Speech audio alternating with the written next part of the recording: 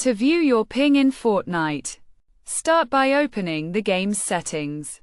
This can be done by selecting your avatar, which opens the menu, and then clicking on the gear icon to access the settings.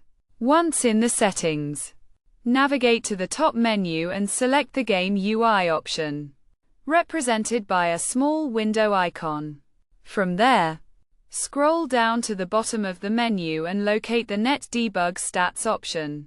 Enable this feature and then click Apply. The next time you enter a game, your ping will be visible in the top left corner of the screen. With this feature enabled, you can easily monitor your ping while playing Fortnite. If you have any questions or need further assistance, feel free to ask. For more Fortnite tips and tutorials, additional resources are available. Enabling the Net Debug Stats feature is a straightforward process that allows you to stay informed about your connection during gameplay.